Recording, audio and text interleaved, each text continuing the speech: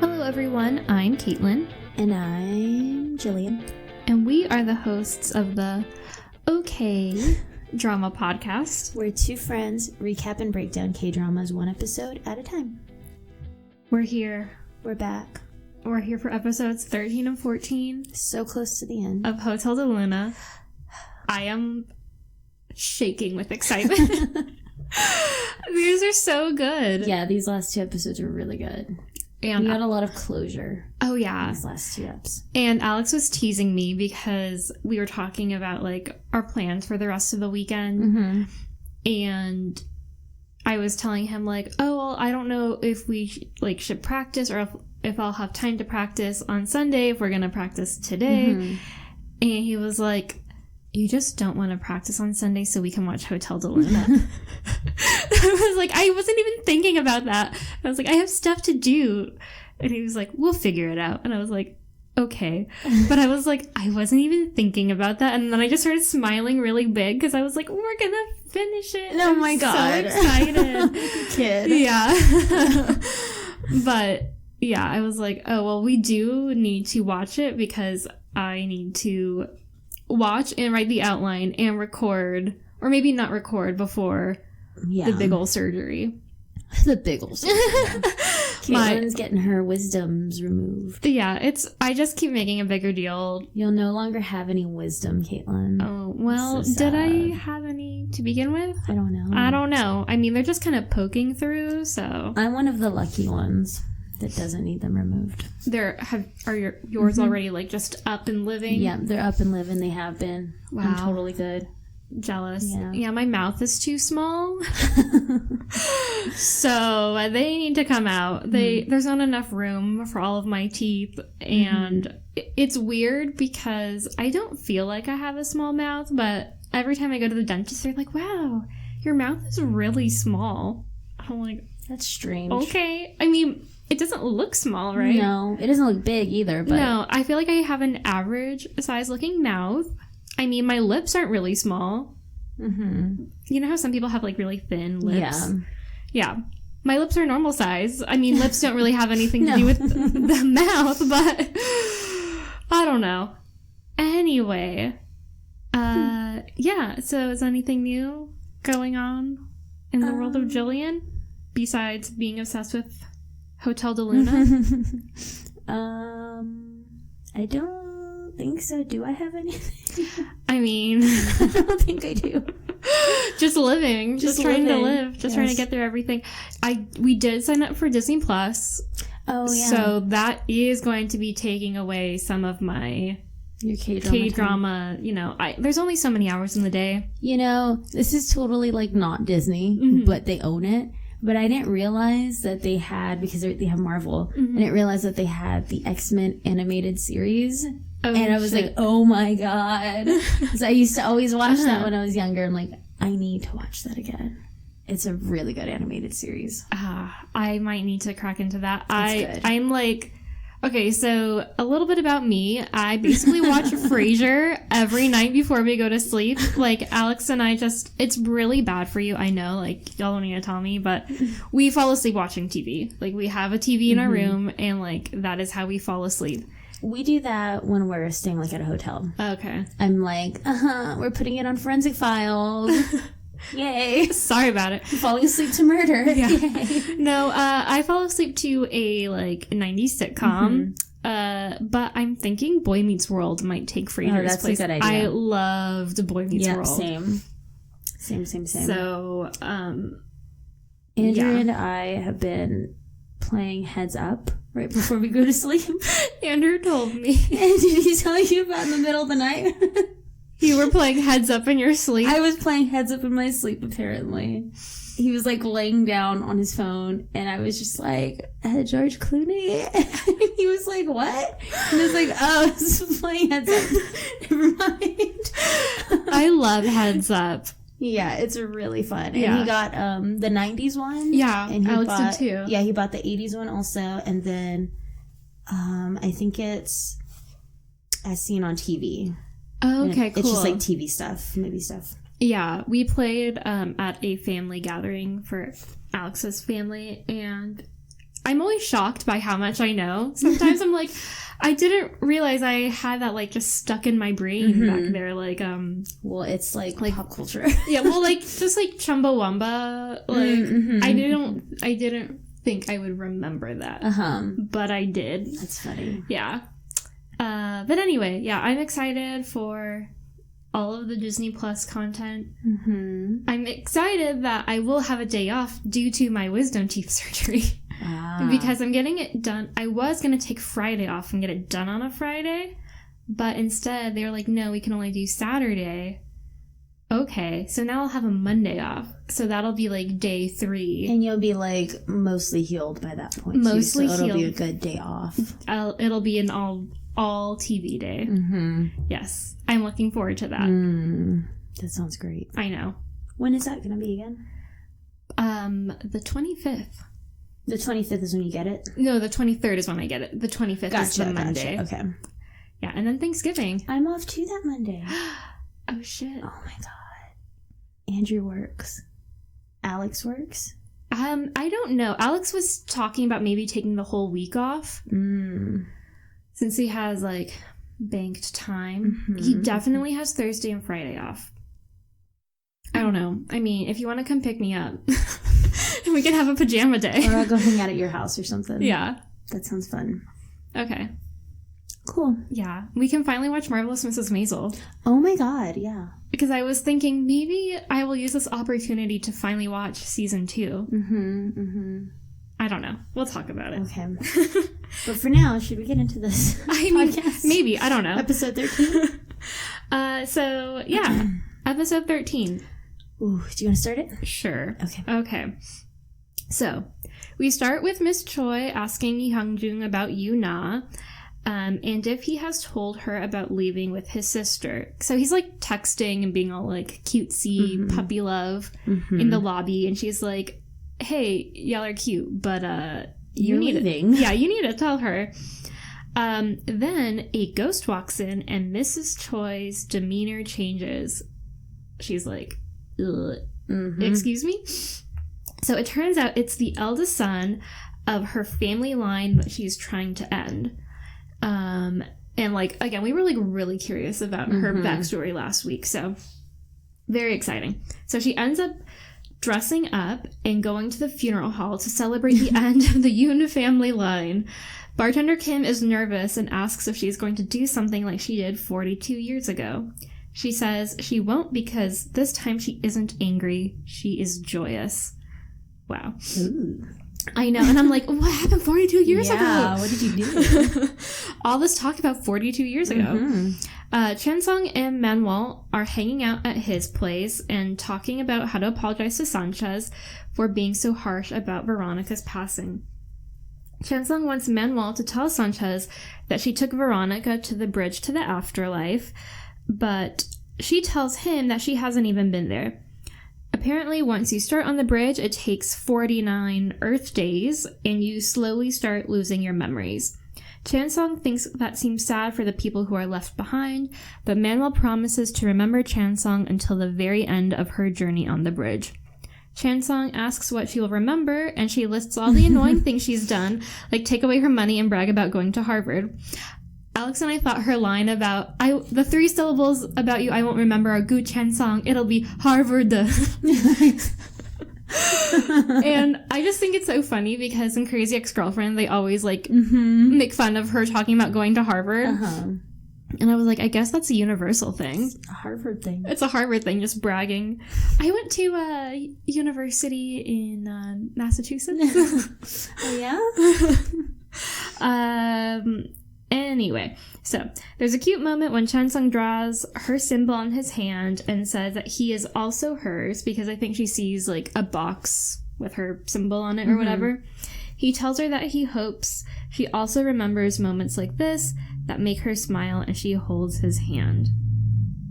They get ready to leave to go to Sanchez, but then they get a call from Hyungjun. He fills them in on the new guest and how Miss Choi has left for the funeral hall. Hyungjun is worried, and Manuel tells Chansung about what happened 42 years prior. Miss Choi almost became a vengeful spirit. She seems so nice. I know. She is, like, so, what's the word? Like, controlled, calm, even-keeled. Yes. Like, I couldn't imagine her losing her shit. Yeah. But she does for good reason. Yes. As we will soon find out. So, apparently, she almost became a vengeful spirit and disappeared after she almost killed people when the members of the Yoon family tried digging up her daughter's grave. Thankfully, the Reaper stepped in and stopped her, and they negotiated her continuing to work at the hotel with Manuel instead of being dragged to the afterlife by Mago. Manuel thinks that Miss Choi shouldn't do anything bad since she's probably happy that the family line is ending, and Hyunjung wonders if she will be leaving soon. Miss Choi at this point is at the funeral home. She looks very pleased. She's dressed in all black. She looks great. It's nice to see her outside of a uniform. Yeah, definitely. She meets bartender Kim there and says that she can now go to the afterlife without any resentment. But then, as she's about to leave, she sees a pregnant woman approach the family. And she says the deceased man is the father of her baby, even though they were not married. And Miss Choi is pissed. Yeah, she's like, what? Yes. Whose baby is that?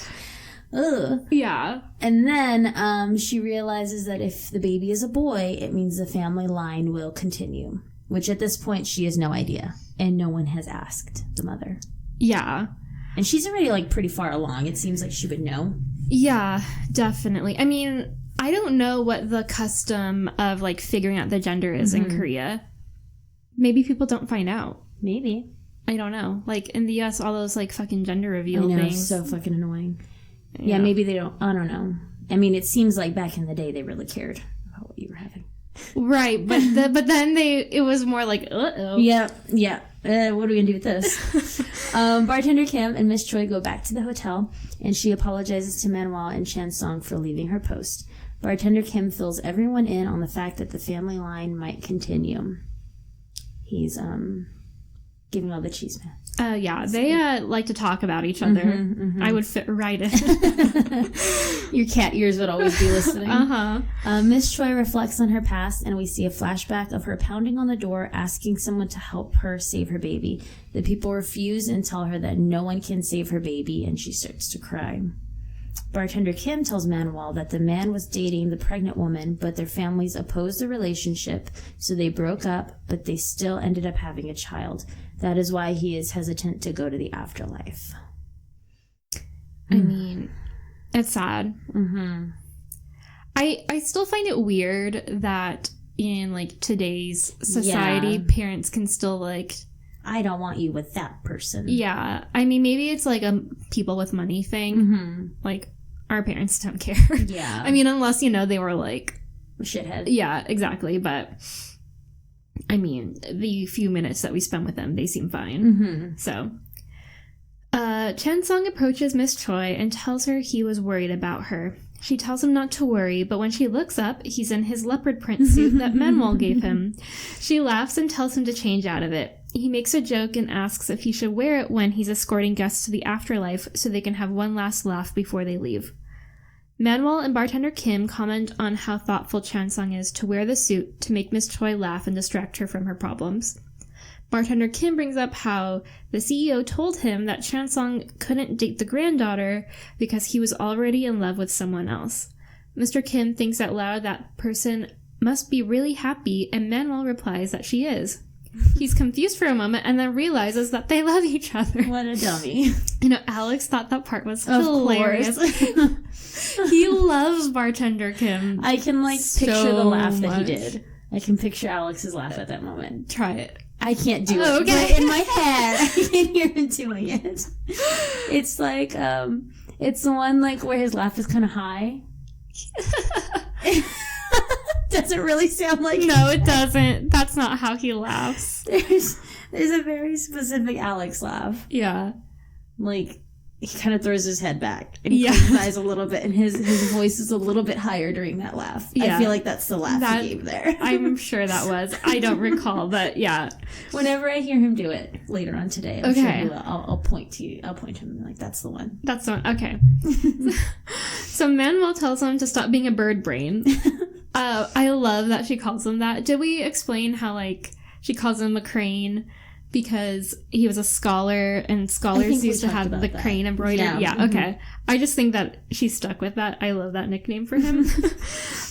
She tells him to stop being a bird brain and not interfere again. Then they start talking about the petals falling from the tree, and she says that she can't stop it. There's another funny moment when Mr. Kim offers to make Manuel his signature drink, Tears, and she says she can't because it tastes really bad. After she says that she can't, she, like, hesitates, and we're like, why not? And then it's just because it tastes really bad. And he wonders how Chansung could change such a rude person. Yeah, she's... savage. Yeah, she doesn't give a fuck. Manuel goes to Chansung's office to get a picture of him in the suit, but he's already changed out of it. She compliments him for being cool and making Miss Choi feel better. Chansung asks whether or not Miss Choi's grudge can turn into a curse, and Manuel explains that all actions have consequences. She tells him that everyone must pay a price, and the Yu family has experienced misfortune for inflicting that pain on Miss Choi. Manuel tells Chansung that time means nothing to a spirit, and grudges can last 50, 500, or even 1,000 years. She says that waiting for so long with an unresolved grudge can also be a curse. Manuel asks Chansung to be a tiger for her when he, Chung Myung, appears. Chansung tells her he will do anything for her. So cute. Manuel suggests that they go eat Galbitang, thank you, since that is a tiger's favorite food, and she pulls out the animal print jacket for Chansung to wear, but he rejects it. She tells him if he won't wear it, she'll take off all his clothes. Cannot read. He tells her she can, but questions if she can handle it. She then gets embarrassed and quiet, and she's like frozen standing there. She doesn't know what to say or how to respond. Yeah, she like kind of whatever schlumps in. Yeah, and she doesn't know how to respond to this. Finally, someone got her to like shut up for a second. Yeah. He packs up to see Sanchez at home and tells her they can get galbitang. I think so. Yeah. Tomorrow. So cute. Lots of flirting. I know. And then, like, he's like, are you okay? And she's like, don't worry about it. So cute. Okay. Bartender Kim and Hyungjung look at the tree and notice the firefly. They wonder how it can exist since basically everything that's alive inside of the hotel dies. And Hyungjung says that Chansung mentioned something like that. Hyungjung thinks it must be lonely since it is the only one. We see flashbacks of the firefly being around Manuel throughout time. And Alex was like, it's weird that they're not going in sequential order. Like with the flashbacks, like you see her like, whatever, even in Chansung's time, and then you see her like 500 years ago, and then like during the Korean War, and then like back. It's all over the place. It's all over the place, but I mean, it makes its point. Then we hear Pink Mago talking about how he has always been by her side, unable to show himself. She says that now she'll notice him and wonders if she'll hear his side of the story, and says this time she'll weave their story well. Chansung and Manuel go to the pharmacy where the woman who is carrying the Yu family baby works. Manuel seems interested in her and wonders if eliminating the child would resolve the grudge. And I was like, guys, are you really talking about killing a freaking baby? They are. I mean, she is. Chansung helps the pregnant woman despite Manuel saying that she is their enemy. I mean, she didn't do anything wrong. I know. She's just the one carrying the baby of a shitty family. Exactly. And we don't even know if the dude was shitty. Like, it's just his ancestors did a real bad thing. And it's like now, in today's time, would they shun a woman's baby and whatever? We'll get to that stuff later. Yeah. But, like, I don't know. People are weird. People are crazy. Manuel runs into another version of Mago. This is Rich Mago. This is a Mago I would like to meet. If you are listening, find us, please, and shake our hands. Please, please. Manuel and this Mago seem to really like each other, as she calls her Uni. Uni, yeah. Manuel introduces Chan Song and tells him to shake her hand since it will make him rich. Rich Muggo shakes his hand and tells him to take care of their guests, especially the first one. After Rich Muggo leaves, Manuel tells Chan Song he'll be rich now. He comments on how she treats this Muggo differently, and she makes a joke about how you call a handsome man Oppa and a rich woman Uni, and then says she'll call him Uni from now on since he'll be rich. Yeah, and, like, the joke is that Uni is, like, what she would call a woman, and she's not calling him Oppa because I guess he's not handsome, even though he clearly is. And even though she's clearly in love with him. Yeah. But I think she's like, Uni, Uni, Uni, and then she, like, turns away. Yeah. The Reaper tells Bartender Kim about the guest that Manuel and the staff don't know about, but he's vague, and Bartender Kim doesn't believe him. They start talking about Ji-won's evil ghost and how the victims won't leave until he is taken care of. The Reaper says that evil spirit is jumping from darkness to darkness and is hiding in the shadows. That was really creepy. I know. It's like, oh. Like, seeing him, like, in a store, like, behind shit or whatever. Just his little eyes. Yeah. Then we see Ji-won hiding around Yuna, Mira, and Sanchez. Ji-won turns on the stove in Sanchez's restaurant and lures him by the stove, and he almost gets a boiling pot of water to fall on Sanchez, but then Sanchez gets a call from Veronica. What? Yeah, which no one mentions again, but I feel like I thought that the Reaper made that happen, but it was just weird that it was her phone. Like, I don't know.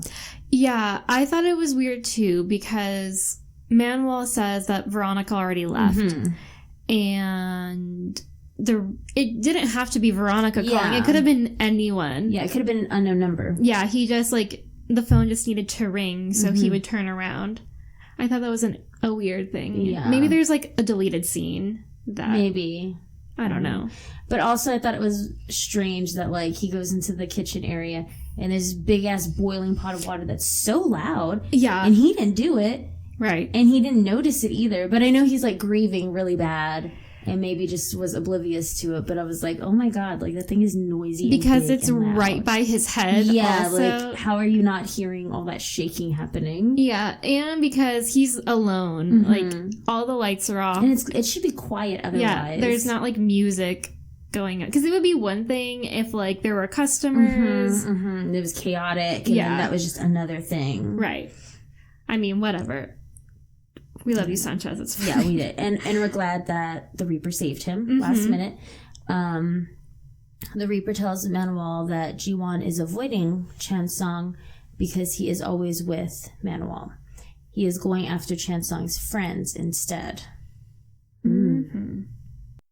So Manuel appears in Sanchez's room and tells him to make sure the house is well lit and gives him incense to keep the evil spirits away. I saw a post recently that said, like, if you're using sage in your house and the windows are closed, the ghosts are just going in circles in your house because they can't actually leave. Oh my God. That was really funny. Like, you're burning sage to, like, protect yourself and, like, cleanse and everything, but all the windows are closed, and I'm just, like, in my head picturing these ghosts, like, woo! Like, where do I go? Like, bumping up against the windows and doors. That's so funny. It's really dumb. Have you ever, like, cleansed your house with sage? I have not, no. I haven't either. A couple of people at work have talked about doing it. And, like, no tea, no shade, but it makes me want to do it even less. Because those people have talked about doing it, but whatever. I mean, I don't know. I just kind of feel like it would make the house smell bad. And Yeah, I don't know. Andrew likes burning incense all the time, but not for spirits or cleansing. He just likes the way it smells. That's all. Yeah, Alex, well, I, like, snuck in a candle. Yes, Alex hates candles, y'all. Yeah, and he hasn't really mentioned it. I think he likes the way it smells. I mostly bought it because the name of the candle was Full Moon. And I was like, Hotel de Luna. Oh my God. Also, it smelled really good. By the way, Etsy has some really cute Hotel de Luna stuff. Really? Yeah. Oh my God. There's, like, I think some earrings that have, like, the symbol. The little Manuel symbol. And then I forget what else I saw. Oh my God. There was another piece of jewelry. I don't remember what it was, but it was cute. Shit. Oh, Alex and I went to the mall not yesterday, like last week, and we saw the Swarovski store, and I just laughed because when David was on the podcast, he called them fake diamonds. But anyway, they had like the pieces that she wore. Oh, really? Yeah, they weren't like Hotel de Luna or anything. Yeah. But I was like, she wore that. That's funny. Yeah. So, anyway, what were we talking about? Everywhere. That's what we're trying to say. Yeah, she's an icon. So yeah, she's telling him to burn the incense to keep the evil spirits away, and he realizes that being burnt wasn't an accident, and he's like, I'll believe anything now. Sanchez thanks her, but she apologizes for being too harsh about Veronica's death. Manuel asks Sanchez to be there for Chansung when he goes through a hard time, as Chansung has been there for Sanchez. And he's like, okay, whatever. Sure. Also, I feel like that's kind of a big ask to someone who is still in the grieving process. Yeah. Like, I know you're really sad right now, and I'm really sorry, but when someone else is really sad, you're gonna have to help them. But your best friend is about to be really sad soon, too, so just keep that in mind. God. I know. So, Manuel tells Sanchez to burn the incense in every room of the house, and he brings up Mira, which reminds Manuel of her existence, which I think is kind of funny, because if that was, like, the person you hated most in the world, wouldn't you, like, constantly be thinking about them? Yeah. I mean, I don't know, but she has a lot going on, admittedly, but she's like, oh yeah, she lives here. Maybe she just forgot that, like, she's part of their crew. Maybe, that's true, because she doesn't think of her as Mira, she thinks of her as, like, the evil princess. Yeah. True, that's a good point. Blah, blah, blah. So, Sanchez confirms that she also knew Ji-won, and Manuel says that... Oh, no. Sanchez confirms that she also knew Ji-won and tells Manuel that she has a boyfriend now. He tells Manuel that they're at a movie, and Manuel thinks that the theater is probably dark for the ghost, but shrugs, thinking it's not her problem. I thought it was so funny, because it was, like, I think a callback to when Sanchez was, like, getting ready to show Manuel a picture of Mira before they had met. Because he's like, let me show you a picture of her and her boyfriend. And he's really handsome. Yeah. And she was like, whatever, I don't care. But I was like, oh my gosh, look at the picture. Look at the picture. She's going to figure it out. So I was like thinking in my head, like, oh my God, we talked about this last week. How is she going to find out? But no, she just disappeared. No, she's like, she did the typical thing to Sanchez and just left him in the middle of a conversation. Manuel goes back to the hotel and thinks about that things might work themselves out without her actually getting involved. But then she feels guilty as soon as she sees Chansung, and he compliments her for being nice. Like, basically, she's like walking and just like, she's gonna get it, and it's not my fault. And then she sees him and just like turns and looks at a painting. Like, she couldn't be more obvious that, like, she's doing something sneaky. Also, like, she hasn't seen that painting for 500 years or something. Yeah. Like. So she's, like, she's trying not to give anything away, but he's, like, complimenting her for being nice, and she's basically like, I might have changed, and flowers might be blooming and shit, but, like, you can't change me at my core. Like, I'm still a bad person. Yeah, you don't really know me. And then, at this point, back at the pharmacy, this pregnant woman collapses and starts to bleed, and it's like all these bad vibes going her way, like fucked up her baby. Yeah, I was like, ooh, that's not good. All these ghosts staring at her womb. Like, yeah, well, and they said like that the Yu family has like had pregnancy complications ever since fucking Miss Choi. Yeah, well, everything happened. And I was thinking like, the whole thing with 42 years ago, so the reason why they dug up the daughter's grave was they said, like, the dead daughter was, like, giving bad vibes to the family. So they had to move her. But because that woman was having complications with her pregnancy. And that was the dead guy. Yeah. Yeah, so I was like, I mean, that's just them being fucked every time they're trying to have a baby. Yep, basically. The Yu family ghost sees he's like outside of the store, and he rushes back to the hotel and asks for help. He asks Miss Choi. He tells her what happened, And she's like, I heard that there's a manager that could help, like, living people. Can you please contact them? And she has, like, a little smirk, and it's just like, go back to your room, and I will let the manager know. But then she's caught by Manuel, and Manuel tells her that she has no intention of stopping whatever she's doing, but offers to take her to the pregnant woman so she can witness the end of the family line for herself. Manuel says that someone told her this wouldn't resolve the grudge, but she is unsure. So the women go to the pharmacy, and they watch the pregnant woman suffering on the floor. She's bleeding, and she's just kind of saying, my child, like, really quietly, and like, it seems like she's dying. Yeah, her and the baby are both dying. Miss Choi then thinks about her own painful past, and she can't even look at her anymore at this point, and she asks Manuel to call the manager so they can get help for her. Then Chansung tells Miss Choi that he called an ambulance, and the mother and baby are doing okay in the hospital. Miss Choi tells Chansung her story, how she was married to the eldest son of a prominent family and couldn't have a child until she was much older. When the child ended up being a girl, the family sent Miss Choi away and brought in a younger woman to have a boy. They made Miss Choi give the family her baby and ended up locking it up without her knowing, because some bullshit about the baby girl. Yeah, I forgot what it was exactly, but just, like, I think some, like, stupid shit. Shaman type was like, you won't be able to have a boy if there's already a firstborn. Well, no one can know that there was a firstborn from another woman, and also I think they were continuing, like, they'll give you bad vibes.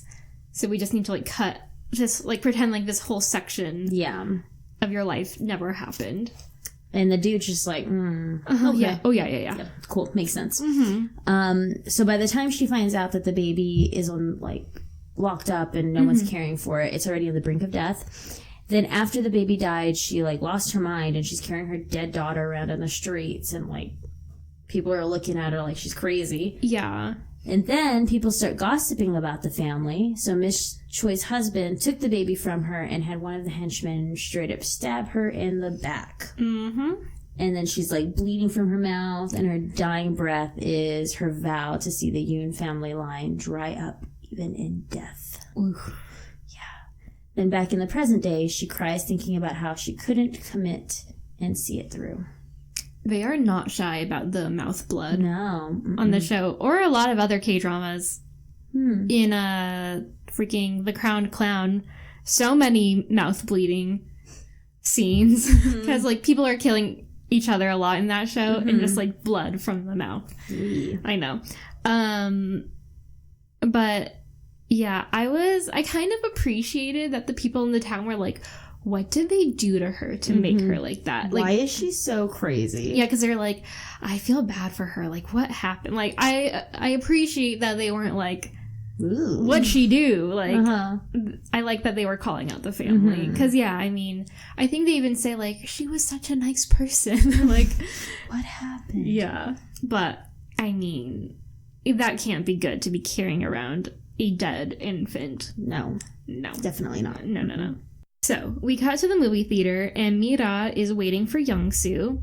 And honestly, they sound like a terrible couple. Like, just fighting constantly. Yes, I cannot deal with, like, people who are dating that are always fighting. I'm like, just break up. Like, obviously... Find someone else. Yeah, obviously, like, things aren't going well if you're always fighting, but, you know, who am I to judge? Anyway... I mean, I judge everything, but I'm a judgy person. It's okay. So he is on the phone with her and tells her to watch the movie without him, and she gets annoyed and is like, fine, whatever, I'll watch it without you, and turns off her phone and is all, like, huffy. So when the lights go out, Ji-won appears, and he starts, like, lurking behind her like a creep. Manuel tells Chansung that he was right about Miss Choi and tells him that Mira might be in danger. They go to the movie theater, but he can't reach Mira since she has turned off her phone. Manuel says that the ghost isn't powerful enough to kill her, but Chansung knows that Manuel didn't do anything because she wanted to see her hurt. Chansung asks if she had a change of heart after seeing Miss Choi. Manuel admits that she did, and then Mira comes up to them. Manuel looks annoyed, and Mira tells them she ditched the movie because she was embarrassed watching it by herself, and some pervert kept whispering hello to her. I mean, gross. Yeah. Oh my god. Did you ever listen to that one, My Favorite Murder mini app, where somebody wrote in saying that, like, at a movie theater, there was someone under the fucking seats? Yes. Oh my god. Ugh. Awful. How the fuck do you hide under seats? I don't know. What type of seats are these? I don't know.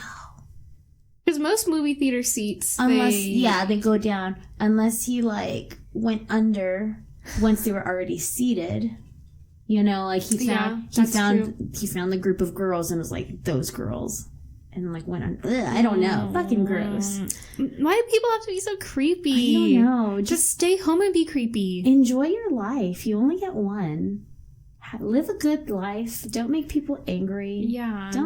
Don't act do so that things. You'd be reincarnated into a chicken. I mean, I don't know. Yeah. Ugh. Perverts. Yeah. Gross. Anyway. Yeah. So, pervert in the movie theater. So she bounces. After she tells them about the whole hello thing, Chan-sung recognizes it as Ji-won's ghost, and they worry about Young-soo as he showed up late. In the theater, Young-soo walks down the stairs looking for Mira. When he turns around, he sees Ji-won's ghost and falls down the stairs in shock. So this part of the movie, or of the show, Chan-sung and Manuel run to the theater. They see Ji-won, and then Manuel tries to attack him, but he disappears. And he mocks them. And, like, all this is happening. Like, she fucking teleports to the other side of the theater. And there's not a lot of people in this theater. But there are a few people. Yeah. And no one notices this. No one notices the guy on the floor that fell down the stairs. Yeah. They didn't even notice him. Yeah, no. It is weird. It was such dumb. a weird scene. Like, the people were just watching this movie while this whole thing was unfolding. Okay, well, what would you... Because I was kind of, like, thinking with the whole Young-soo falling down the stairs, I was thinking, like, what would I do if I saw someone just roll down the stairs at, like, Alamo Draft House and, like, didn't get up? Put it in order.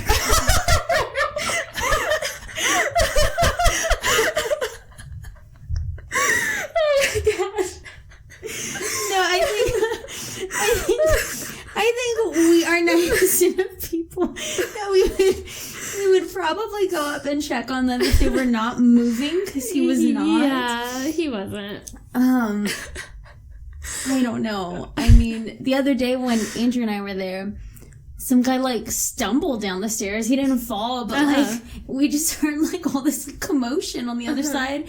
And we looked, and he was taking, like, big steps and, like, on the verge of falling. And he was trying to, like, outrun the fall. Yeah, Andrew's mom looked at us like, what the fuck? And I was like, you know when a model is on the runway and she falls and then she gets back up, but she keeps falling? That's what that guy was doing. Like, oh, no. When your legs are just fucked at that point and you can't use them correctly. You're like a newborn giraffe. That's how he was walking. But he didn't actually fall. But yeah, this guy fell hard. No one did anything. Yeah. Everyone ignored him.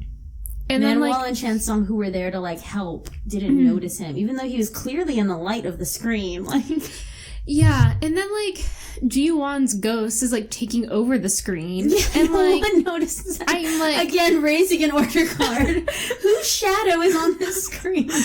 I'm wondering, like, do these, like, moviegoers just think, like, it's part of the movie? I don't know. It's weird. And, yeah, if, like, people were running up and down the aisles, I'd be like, can you stop? Because, I don't know anything about, like, Manuel's ability and if she can become invisible. I don't know. Like, well, she was invisible to Ji-won on the rooftop. Yes. So maybe she was invisible in the movie theater. And then he might have been also, but then at that point, Chan-sung is visible. Yeah. The guy on the floor is visible. Right. Mira is visible. He's still running around. Chan-sung is still running around talking to Ji-won. True. Again, raise an order card because this guy's talking during my fucking movie. I would have been really pissed. Who is this person? Yeah. Weird setting. Yeah. I thought it was going to be very different. I don't know what I expected to happen. When they finally confronted Ji-won, or when... When they were at the movie theater. Oh, okay. Because we first saw Mira there, and I thought, like, oh, something crazy's going to happen. She's here by herself or whatever.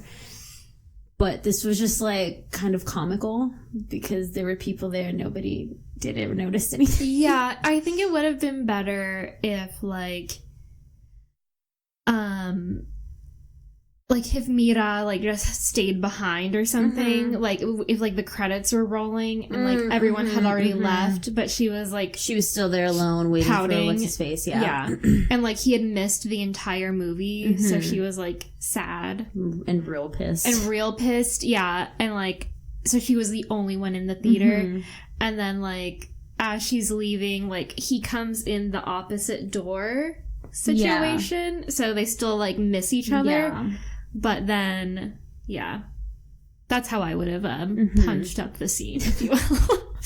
Yeah. So, Chansung and Manuel, like, they're in the theater or whatever. Manuel tries to attack him when she teleports, but he disappears. He mocks them, and then they see Young-soo / Hyun-woo's body in front of the screen on the floor. Manuel calls out to him, but Mira gets there first and holds him. And Manuel is shook. Yeah.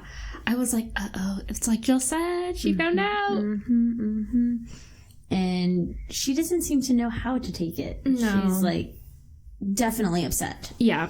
Mira takes Young-soo to Sanchez's house and ices his injuries. Young-soo tries to leave, but Mira insists that he stays there to recover. Manuel stares at her tree and thinks about her conversation with Chansung.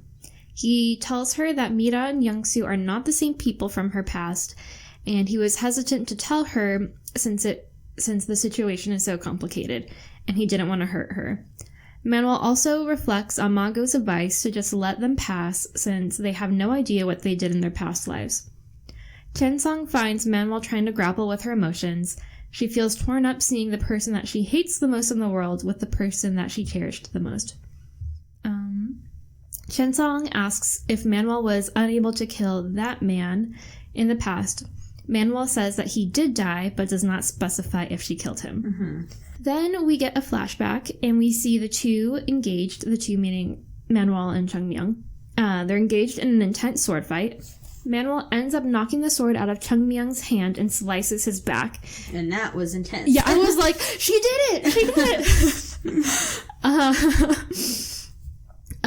She holds the sword up to his throat, and Manuel says that she survived to fulfill the promise of killing him. Chung Myung starts talking about her sword and about Yeonwoo, and is almost just like having a conversation with her, because he's like, hey, like, did Yeonwoo engrave this? You're writing really well, blah, blah, blah. As if he didn't just, like, kill everybody, and she is not gonna kill him. Manuel cries as she tells Chung Myung that he will have a slow, painful death because so many people died because of him. He asks if there's anything left between them, and he confesses that it's nice to see her again. Manuel looks shocked, and he tells her that he missed her.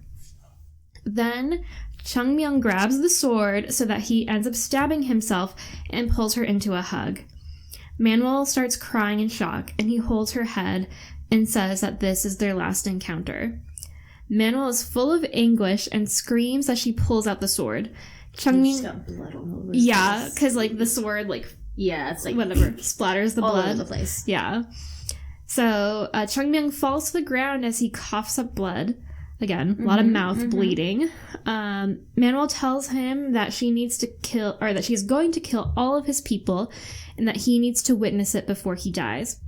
With his dying breath, he says, Manuel, I will hold you in my heart and be a moon that doesn't rest to watch over you. His body goes limp, and Manuel cries under the full moon. She tells Chansung that after he died, she was filled with so much anger, she became obsessed with revenge and killed many people and basically, like, burnt the palace down. When she finally made it to the Inn of the Moon, she saw herself stained with blood. She says that was her rock bottom and admits that her sins are heavy and her resentment runs deep. She tells Chan Song that she intended to go back to her rock bottom once she met Chung Myeon again and had already accepted that she would disappear as an evil spirit. Chan Sung tells her that he can't make her painful memories disappear, but he wants to help bring her up from her bottom, and he pulls her into a nice hug. I find it interesting that Chan Song is like very understanding of her situation, because if someone I was interested in was like, I mean, we could kill that baby, or like, I've killed a lot of people. And I killed a lot of people, and I burned down a village, a palace. I would be like, that's cool. Okay. Wow. Those are some red flags. But, I mean... And she tried to kill his friend. Yes. And she was very mean to his other friend who's grieving. And she was about to let him become, like, a freaking ghost... whatever, groom thing earlier. Oh, yeah.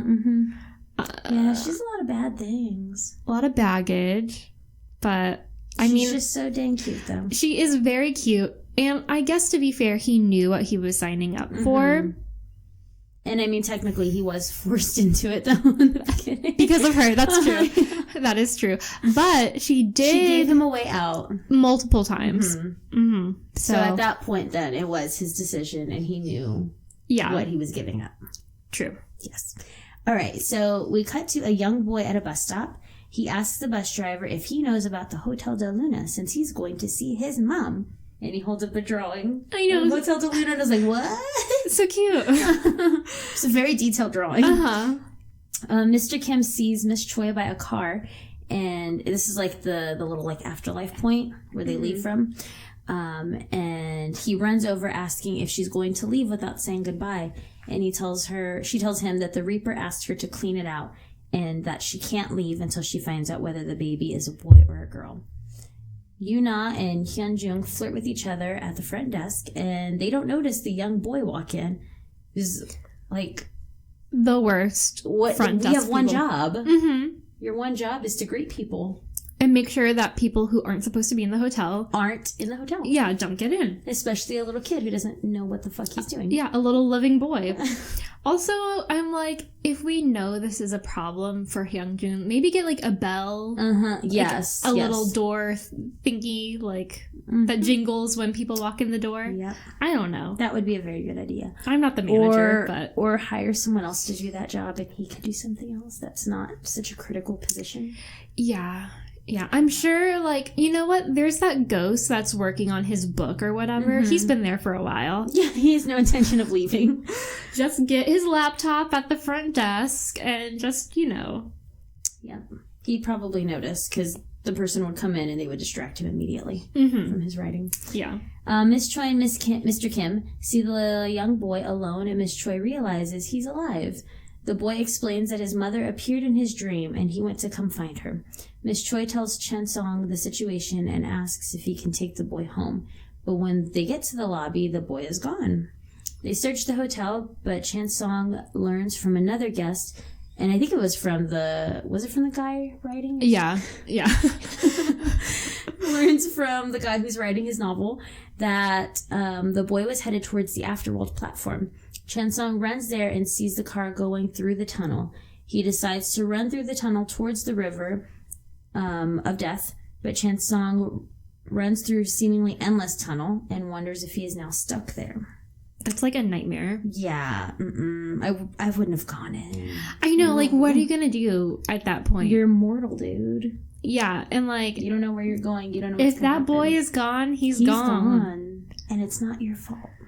Also, I feel like they should have some sort of training manual when a new manager comes. Just like, don't go into the tunnel. You won't survive. All the do's and don'ts, the rooms that he definitely shouldn't step foot in. Yeah, like, we're just going to rely on other employees telling him this crucial information. Which they don't always do. Right, I mean... Or sometimes they don't even know themselves. Right, because they were like, can he survive? I don't know. Miss Choi tells Manuel about the situation, and she angrily makes her way to the lobby.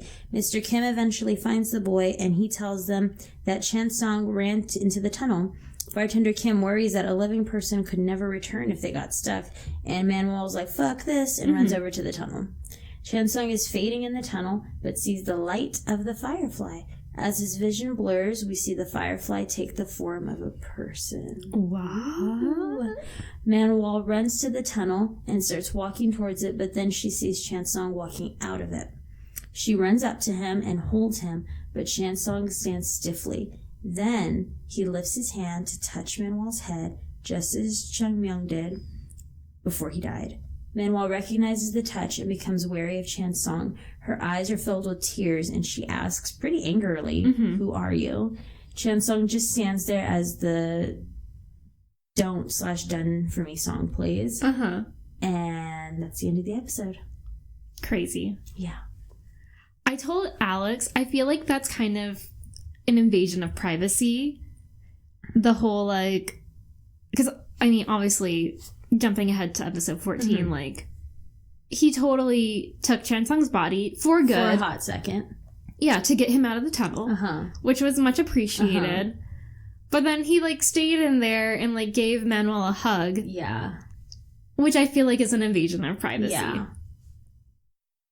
Because it was one thing when the ghost took Chansung's body so she could, like, feel people's hands.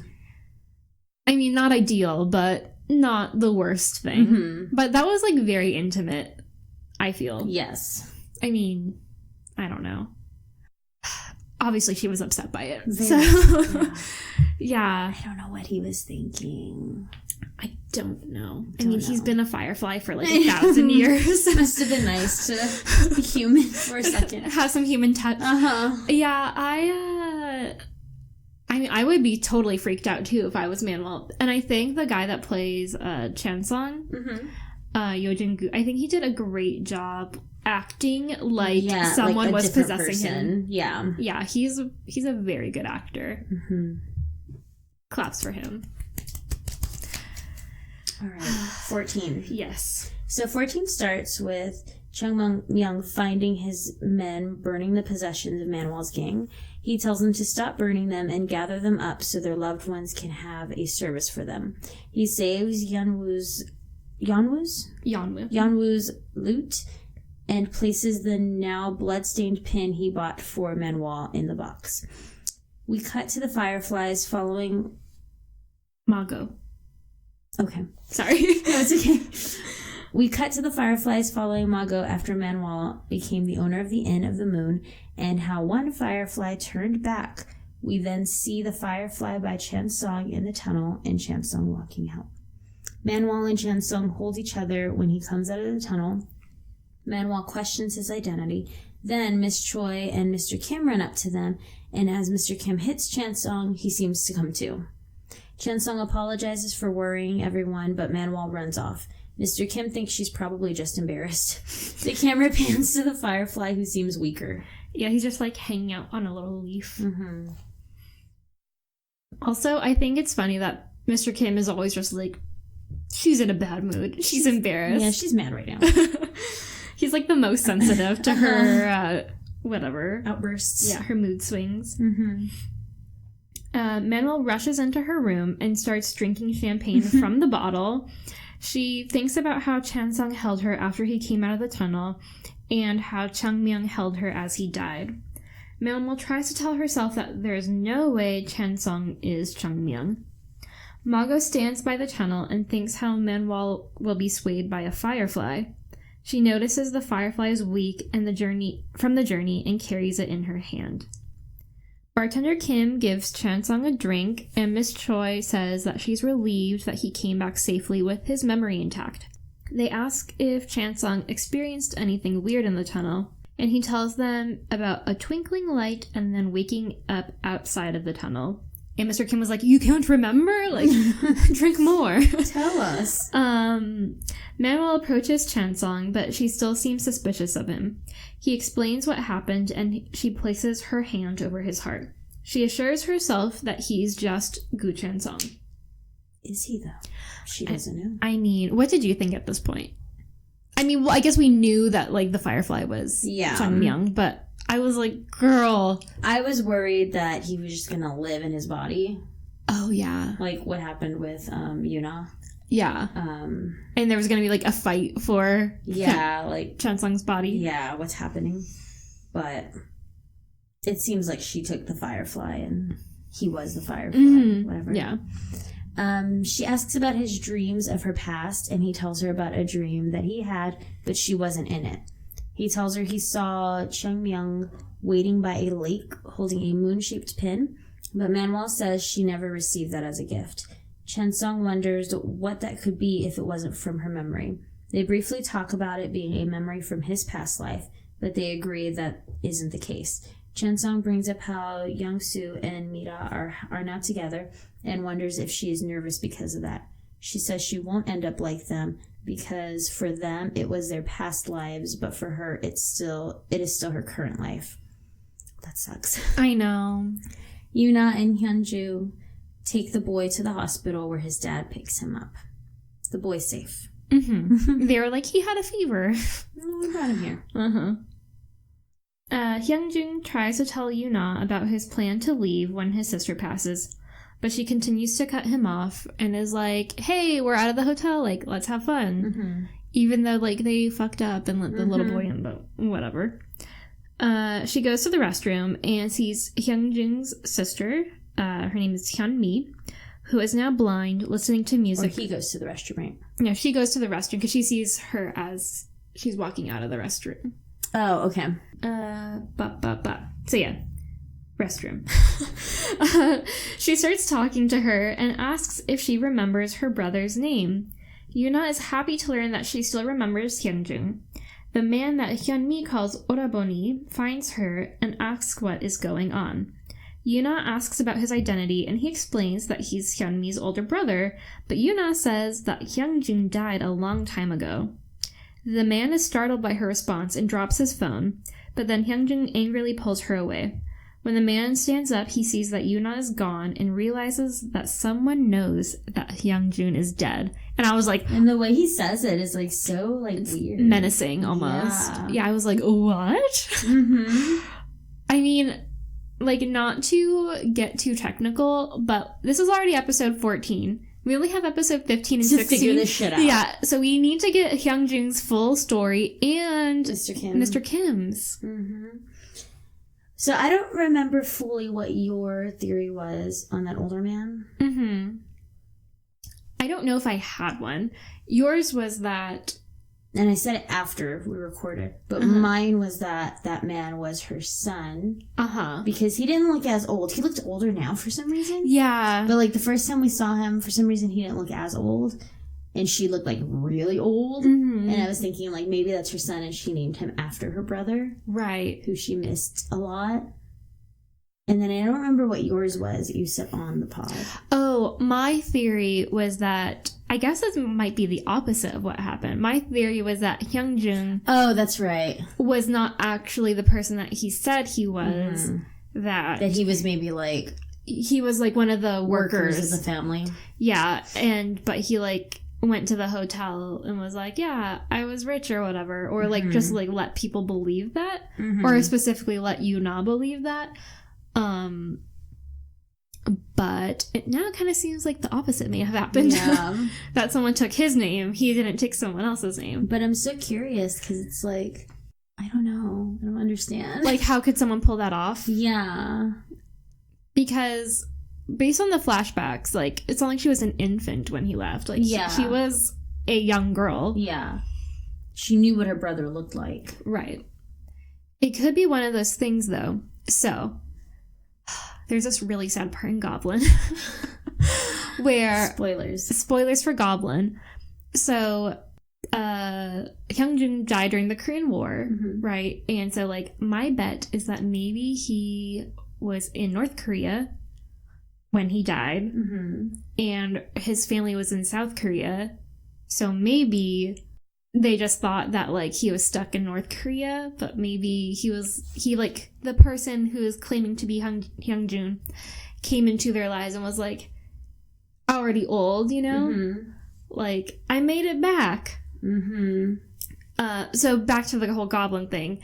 It's because there's this one really sad part where an older woman comes and, like, she's greeted by an older man who, basically, the old man died during the Korean War also, and he had just kind of been, like, hanging out waiting for her for her to die also, so they could, like, go to the afterlife together. And she was like, you promised you'd come back, and, like, it's really sad. And she's like, where are you? And he's like, I'm on some hill somewhere. It's beautiful. But remember, Hyungjin says, like, I'm on some hill. Yeah. So that, like, triggered that thought for me. Interesting. Yeah, I was buried on a mountain. Yeah. And, in Goblin, it's really sweet because, like, they're reunited, and, I mean, it's sad, but also, like, oh. So I was thinking, like, maybe something like that happened. Yuna and Hyungjin start fighting as she wonders if that man had something to do with his death. He tells her to leave it alone and snaps that she is living a good life after taking somebody's body. Chansung and Sanchez talk about how Mira and Youngsu are hanging out at the house and are hosting an impromptu picnic in his yard. He tells Chansung that he's fine and that the people are making him feel less lonely, which is good. Miss Choi confronts Chansung about Manuel's relationship with Mira. She wonders if Chansung is bringing people from Manuel's past, and he confirms it. She wonders if Chansung had a relationship with her in a past life, but he doesn't think so. And she wonders why Mago chose him if he wasn't from her past.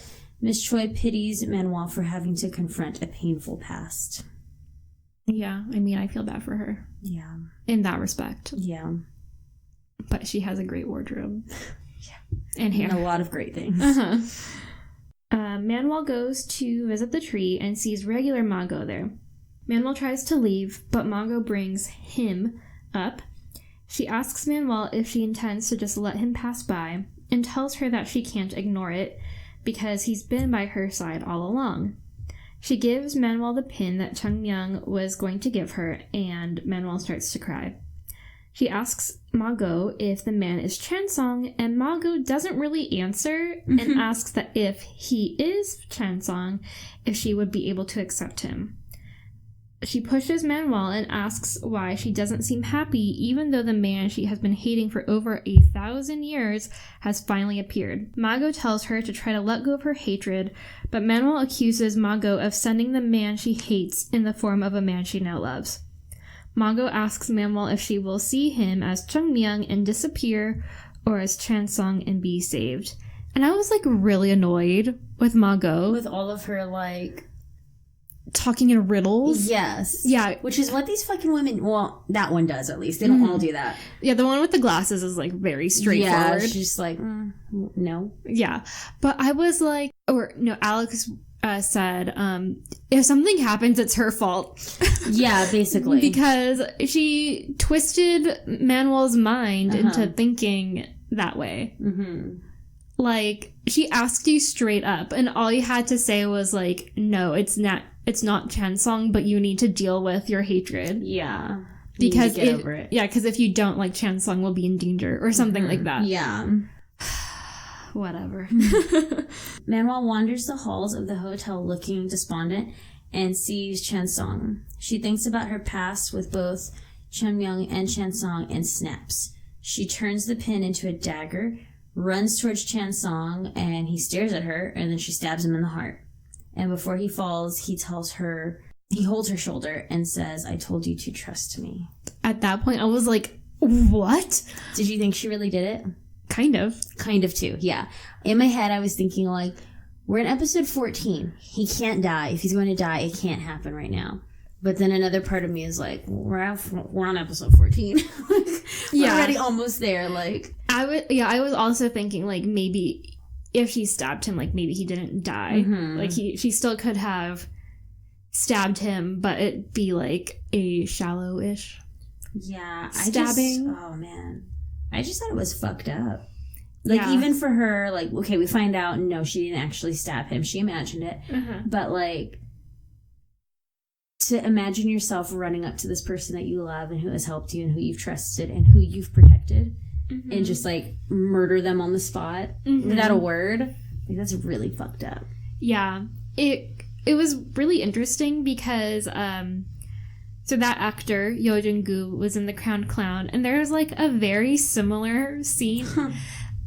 Not similar. Okay, it's only similar because he gets stabbed in the chest in that one too, but he doesn't die. Basically, someone leads him out somewhere, and they were like, spoilers for The Crowned Clown.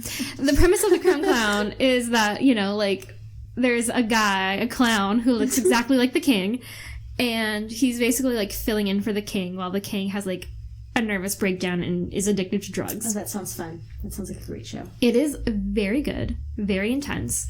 And Yo Jin-gu is like phenomenal in that show. He's so good.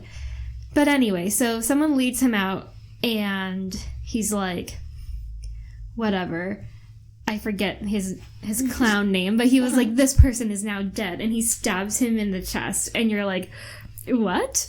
And then like it turns out, and that's how the episode ends, of course. And then the next episode starts up, and he was like, basically like the clown's name is now dead, and like long live the king, essentially. And he had to stab him in the chest because the king had a scar because that king was stabbed in the chest a few years prior. So he had to make sure, like, the marks on his body lined up and stuff. Interesting. And I was like, what?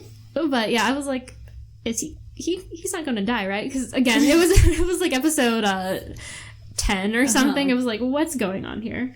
Wow. Manuel looks horrified. She drops the dagger. It was all imaginary. Miss Choi approaches Manuel looking concerned, and Manuel admits that she killed Chan Sung in her mind.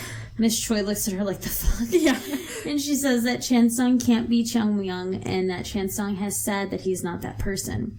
Manuel agrees that might be the case, but she can't face Chan Sung if there is even a chance that he is Chun Myung. Manuel says she has to think of how she will empty herself as Mago instructed. Chen Sung brings treats to Manuel's office, so sweet. I know. From her favorite place, and sees her holding the pin from his dream. Manuel tells him it is the same one, and that the blood is probably Chun Myung's. He offers to take it for her since it's so disturbing, but she keeps saying she will get rid of it since a moon covered in blood should be destroyed. Okay. Yeah, she's kind of like lost it at this point. And I think Chan Sung is kind of like, ooh. Yeah, like, I'll get rid of that for you. Yeah. I'll take care of that. I like some treats. I like how the subtitles, I mean, I don't know what he actually said, but he was like, why would Ma Go give you something so scary? The Grim Reaper calls for Chan Sung and asks if he will be bait so he can catch Ji-won. I love the Reaper. He is like slowly become one of my favorite characters from the show. And they've been showing him a lot more lately too. He's like, I hear you're good at being bait. Someone told me. And Chan Sung is like, probably Mr. Kim. Yeah. So the Reaper and Chan Sung have a nice moment where, they're talking about Scholar Kim and how he's like, of all the managers, you're my number one. So then Chen Sung asks the Reaper who the inn's first guest was, because the Reaper has been there since the beginning. The Reaper tells him that he hasn't guided the first guest to the afterlife yet. And again, we're like, everyone's freaking talking in codes and very cryptic. And it's like, does she know about the first guest? Manuel? Yeah. I don't think she does. Because Mago talks to the Reaper and was like, she doesn't even know. But like, everybody talks about the quote-unquote first guest. But she's never heard of such first guests, or, like... Yeah, well, it kind of seems like only Mago and the Reaper know about it, but then the Reaper is being all chismoso and tells, like, everyone at the bar, like, hey, there's this first guest. But then they're like, fuck off. So, yeah. I mean, it is kind of weird. I also find it interesting that Manuel never noticed it over 1,000 years, that there was always a firefly near her, but whatever. I mean, I guess they are kind of, like, small. But there's like, scenes of her, like, legit looking at it. Mm-hmm. Like, staring off into space, and it's, like, right in front of her. And she's just, like, looking at it like nothing. Yeah. Maybe she just didn't want to really question it. Maybe. You know, I don't know. Yeah. Strange. A bunch of weird shit. Mm-hmm. Manuel is definitely the type of person to, like, not get involved in something if she doesn't want to be involved, so that's true. So, then we see the Firefly with glasses Mago. So, she just has him in a little jar while she's doing her herbalist thing. We cut to Manuel sitting at the bar talking to an image of herself from 1,000 years ago. She laments how past Manuel would have been happy to receive such a gift from Cheng Myung, and how she can't carry out her original plan since she has fallen in love. Both Manuels start to cry as present Manuel tells past Manuel that she is going to put her old self in the ornament and throw it away, and they will cease to exist together. Past Manuel then morphs into a vengeful spirit. Manuel summons Jiwon and gives him the ornament. She tells him that if he consumes it, he can become a true vengeful spirit. What a terrible thing to do. I know. She has a very bad impulse control. Mm-hmm. It's really bad. I know. Like, you know how dangerous this guy is and, like, how fucking nuts he is. Yeah, like, he was a terrible person while he was alive. Can you imagine how terrible he would be as a spirit with nothing stopping him? Yeah, and, like, you know, the girl who was the vengeful spirit earlier in the show, like, at least she had a reason. Yeah. Like, she was getting full-on revenge. Mm-hmm. Like, I mean, I know Jiwon perceives what he's doing to be revenge, but, like, no. He was just, like, a fucking psycho. Yeah. This girl was, like, tortured Mm-hmm. and driven into madness. Mm-hmm. But yeah, it's... Manuel, that was a very upsetting... And again, spoilers, Chansung just freaking forgives her. Mm-hmm. Wow. What a guy. What a beautiful, sweet human. Yeah. I mean... He's so understanding of her. He's too good for this world. She doesn't deserve him. Yeah. The Reaper and Chansung find Jiwon's spirit and find Manuel. And at first, Chansung is like, oh, you came too. And then she tells them that she let Jiwon go after giving him a gift and that Chansung is in danger now. And in the background, the Reaper's like, the fuck? What? Like, you fucking told me to come and get him. Like, why would you do this? I mean, the good thing about Manuel is that she's very upfront. Yes. Like, she doesn't really lie. Yeah, at least she told them, she warned them what was happening. She admits that Mago said that Chansung is him and that she needs to kill him, but she can't because she likes him too much. She continues by saying she won't protect him anymore because she won't make a joke of the 1,000 years she spent waiting to kill him. The Reaper warns Manuel that if Jiwon becomes an evil spirit, he will grow stronger and hurt people and she will cease to exist. And basically Manuel's like, all right. She was like, yeah, that's the point. That's cool. Fine. Manuel tells Chansung not to be too scared since the Magos adore him and they would step in before he gets hurt. Chansung goes back to the hotel and finds it dark. The staff tells him the power is out and Manuel has barricaded herself in the garden with her tree. The staff is confused, but then they see the dark Mago walk in and she looks pissed. And Miss Choi is like, what did she do? Yeah. And everyone's like, what the fuck? I know, she's scary. Yeah, like, I think there's a point where Hyunjin is just like, ugh. Yeah. He's so terrified of this He woman. has great faces. God. So, Chansung finds Glasses Mago at their shop. I like how you differentiate her. Glasses Mago. What would you call her? I don't know. She looks the most, like, normal. Well, I call the original Mago regular Mago. Oh, okay. So I just call her Glasses. Yeah. Herbalist Mago? Herbal Mago. Okay. Straightforward Mago. Yeah. Short hair Mago. Yeah. Okay. So he asks if he is really Chung Myung. And thankfully, she tells him that Chung Myung is the Firefly next to her. She's like, no, and I don't think my sister would have said that. Because he's like, Manuel said that whatever Mago said that I was Chung Myung. And she's like, I don't think my sister would have said that. And technically, she didn't. But she worded things in a confusing way. So confusing, yeah. To where someone who's already, like, losing her shit would perceive it as such. Right. And, like, she should know how Manuel takes things. Right. And how, like, she can overreact and get upset very easily. I don't know. Bad choice. Yeah, again, we all know Manuel does not have good impulse control. Mm-hmm. And she, like, is quick to jump to conclusions and things like that.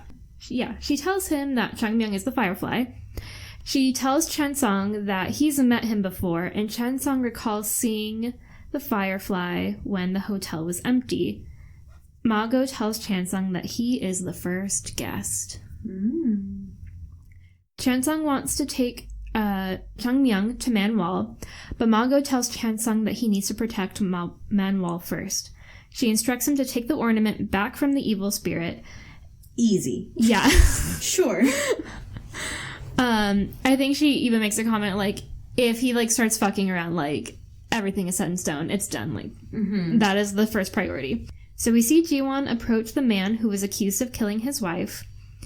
After Ji-won whispers, hello, the man picks up a gas can and attempts to burn down the warehouse. Chansung finds him and punches him. The man regains consciousness and runs away. And Chansung starts confronting Ji-won. That poor man. I bet Chansung appeared like a ghost or spirit or something to this man. She's like, who are you? What the fuck? You just saved me from making a huge fucking mistake.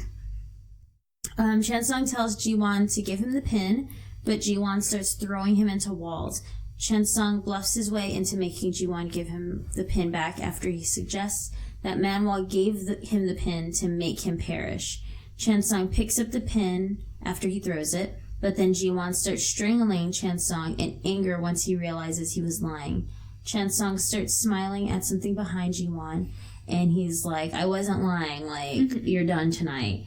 And then Ji-won sees 3 dark figures approaching, and at first it looks like the Ma-gos, but then we see that it's bartender Kim, Miss Choi, and Hyung-jung, and they're walking in like badasses. And at that point I was like, look at them being heroes, like saving the day, and they look all cool in their matching outfits. It's so cute. Did you think of the trench coat crew from Romance is a Bonus Book? Oh my god, no, but that's really funny. I thought of that. I was like, here they go. That's funny. That, and then again, there's like a scene that a lot of people copy from Goblin. Like, in Search WWW, when like the women are like walking with baseball bats. Yeah, like that scene was, I guess, a nod to Goblin. Just like walking backlit in mist. Yeah, they start talking smack to each other, and then Miss Choi tells Chansung to go back to the hotel, and they start approaching Ji-won. As he runs away, the Reaper catches him. And I started laughing at that point because he's like, I caught you, whatever. And then Mr. Kim is like, you merely put your fingers on something that was already caught. Like, we caught him. Their feud is so funny. And then at that point, I was like laughing, and Andrew was like, I looked down for 1 minute to bite my pizza, and I missed everything. He was like, that happens every other line. Oh my gosh. That's why you need to just like eat ramen and hold it up to like eye level. So he can't do that because he cuts his noodles. I hate that. I hear him in the kitchen, and he's got his bag of ramen. Just crunching it up.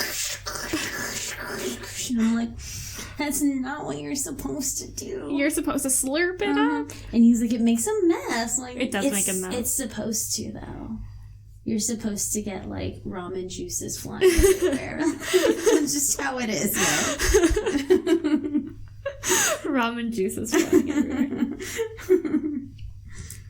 Dark Ma-go confronts Manuel under the tree and chastises her for trying to turn Ji-won into a vengeful spirit. Which, fair. She should not have done that. Dark Ma-go is just ready. She's been ready to get her. She's like, I got Finally. you. Yeah. Manuel is calm and, in a resigned tone, tells Ma-go to just extinguish her.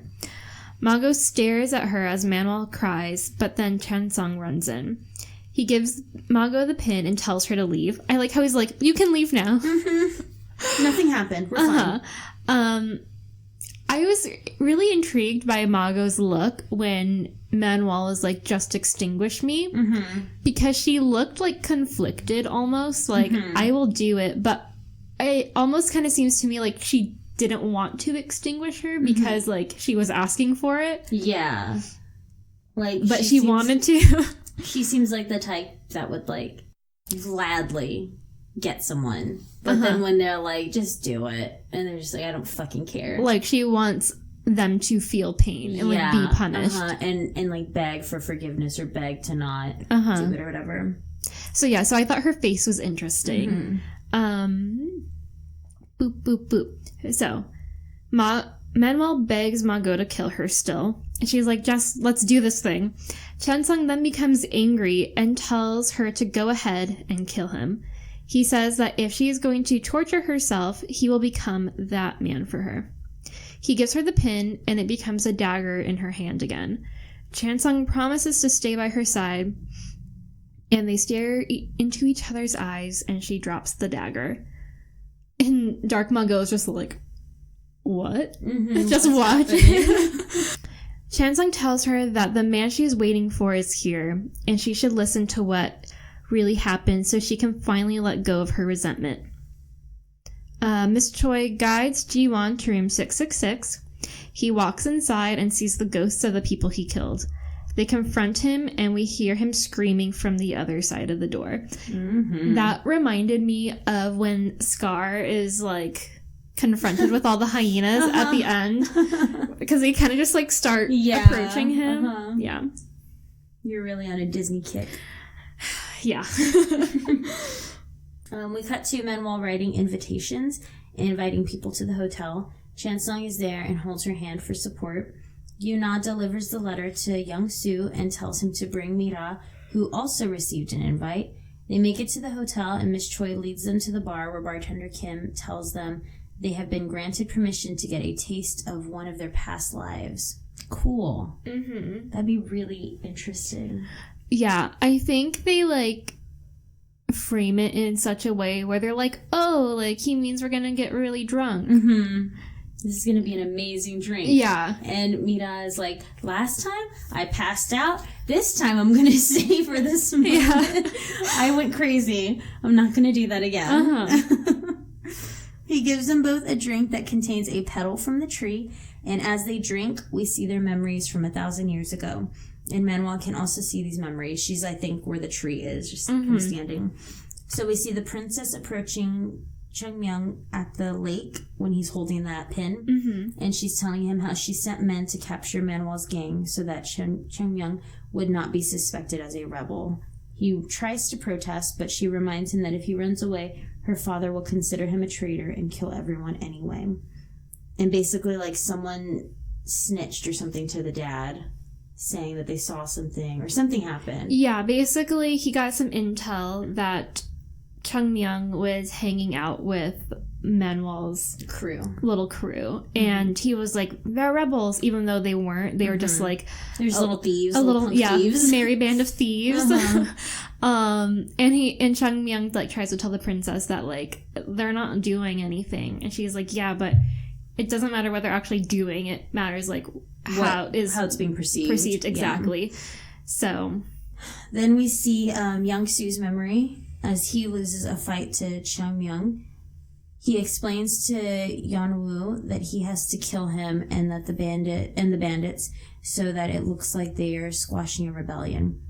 That is the only way he can save Manuel and the rest of their people. Chung Myung tells Yeonwoo how he wanted to leave and join them, but he got caught. Chung Myung promises to pay with his own life once everything was settled, but Yeonwoo makes him promise to just leave as a traitor and save Manuel. Intense. Yeah. The petals fall from the tree as Manuel realizes that Chung Myung acted the way he did because of the promise he made to Yeonwoo. Margot approaches Manuel and tells her that Chung Myung is her first guest and that she has not been suffering all this time alone. Manuel finally notices the firefly. Really notices. Yeah. And she remembers Chung Myung visiting her in the dungeon. She vows to kill him, and he tells her that she must stay alive in order to kill him. We see him walk away in pain, leaving Manuel furious, but with the will to stay alive. And he just looks, like, so heartbroken, hearing her, like, little grunts of, like, anger and, like, probably pain. Yeah. So sad. So then we cut to Chungmyung and the princess's wedding night. Chungmyung knew that Manuel was there waiting to kill him. Which is why he doesn't look surprised. Yeah. When I said, like, I expected him to, like, be shook. He was not. I wonder how he knew it was her, though. Yeah. Maybe he just, like, sensed it because they had that connection. I don't know. Or figured, like, if there's ever a time for her to come, it would be now. It's gonna be now. Yeah. So Chungmyung knew that Manuel was waiting there to kill him. He thinks to himself, I've been waiting for you. I hope you won't hesitate as you swing your sword at me. If so, I won't hesitate to throw myself at your sword. Mago tells Manuel that if she says Chungmyung's name, he'll show himself, and for the first time in 1,000 years, she says his name. I think it's really interesting that she never said his name. Like, she just must have felt that strongly. Yeah. It's like a Voldemort situation. Couldn't even utter words. Just him. Chungmyung stands in front of her, and Manuel tells him she'll listen to what he has to say, but says he won't make any excuses. She says she knows that he promised to watch over her, but now that her resentment is gone, she thinks it might be time for him to move on too. He asks if this is the end for them, and she nods. They both cry. As her tears fall on the pin, it vanishes like a vengeful spirit into, like, little ashes. Chungmyung turns back into a firefly. He turns back into a firefly, and Mago catches him as it falls, explaining that he is too weak to go to the afterlife by himself. She tells Manuel to send Chungmyung off as her final punishment in this world. Manuel finds Chansung in her office. She sits next to him, looking exhausted. He holds her hand as she rests her head on his shoulder. And then we get a throwback to when the bride rested on him when she got jealous. Yeah, I just was thinking, like, it was like a little callback to, like, that's exactly how the, like, dead bride girl. Oh, the dead bride. Okay, I thought you were talking about Mira's past life. No, sorry. When did that happen? No, gotcha, like, yeah. when the ghost bride sense, was, like, yeah. cuddling up to Chansung. Yeah. And now she's finally doing it. Yeah. I mean, she could have been doing it this whole time. Yeah. She was so damn angry. But whatever. Young-soo and Mira wake up in a taxi. Mira thinks it's funny that she ended up blacking out again. Girl, you got a problem. But Young-soo wakes up crying, and it's really sad. Yeah. And she's like, why are you crying? And he's unsure why, but he feels overwhelmed, and he even says, like, that he feels really strange. Uh-huh. And it seems like his past life as Yeonwoo, like, was coming out. And he, like, really, really felt it. Yeah. Whereas Mira, like, fucking nothing. Because she was a shithead then, and she's a shithead now. Like, nothing changed. Like, she doesn't feel anything. Whereas he, like, seemed to feel very deeply. Yeah. Well, I feel like his past was more painful than Mira's. Too. Like you said, like, she was, like, a privileged shithead. So, like, all she did was, like, rat people out. And, like, we don't... Cause people's deaths. Yeah. Whereas he, like, was heartbroken because Manuel left him. And then he was heartbroken because he died. And then... Yeah. We had that conversation with... Chungmyung, yeah. Yuna goes back to the hotel and goes to the cubby where she hid Hyunjung's present. She remembers their first encounter, and Hyunjung surprises her. He found the watch and explains how the watch is so old that it's been running since he was alive. She tells him that even when she starts to look older than him, he should remember that he's way older than her. He is finally able to tell her that he plans on leaving with his sister. He tells her that time no longer runs for him and that he died too early. And she looks very upset. Yeah. I mean, what can you really say to that? Yeah. Like, it's true. He's dead and she chose to be alive. Ish. Yeah. So, Chansung sees Manuel and Firefly Chungmyung off to the afterlife, and Manuel tells Chansung that she will be back. Manuel starts to walk towards the car, but Chansung stops her and asks if she's coming back again. Like, he's worried. And she tells him to wait for her, and he lets go. I'm sure he's worried on, like, multiple levels. Yeah. Because, one, it's, like, uncharted territory, like, her being able to come back from the bridge or whatever. But then also, if it were me, I'd be like, this is the guy that she, like, freaking loved. And now she understands what actually happened. Yeah, now she understands that he also, like, loved her so much that he was willing to, like, go through all that stuff for her. And I'd be like, ooh. I would feel really insecure. Yeah. Wouldn't you? I mean, and just he's already a little dead. bit. Yeah. And so she... Yep. Technically. So yeah, so he's like, please tell me you're coming back, pretty much. She looks him in the eyes and tells him to wait for her, and he lets go. We flash forward to 1 month later, and Chansong is still working at the hotel, even though Manuel has not returned. The staff assumes that Manuel is gone and no longer the owner, as all of the petals and leaves have fallen off the tree.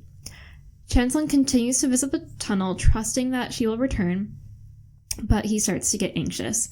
Miss Choi, Mr. Kim, and Hyungjin confront the Reaper and tell him to bring Manuel back since they refuse to work for another owner. And he's like, why are you telling me? Like, I have nothing to do with it. He tells them that it is up to Manuel now, and she might not remember her life if she's been on the bridge for so long. And they're like, no, like, she has to remember Chansong. Like, she will. And the Reaper's like, I don't know about that. I don't fucking know. I just take him there. He's like, I don't know what you're asking me. Then we see Chan Myung walking on the bridge with Manuel, but she stops. He holds out his hand to her, and Manuel looks at him and smiles. The Reaper meets Margot at the tree and asks if there will be a new owner. She tells him the moon tree owns the hotel, but Reaper points out that it is dead and all of the flowers have disappeared. We then cut to Chansong, who sees a poster of Kim Joon-hyun while waiting at the bus stop. He remembers all of the times he ate with Manuel and how they fell in love.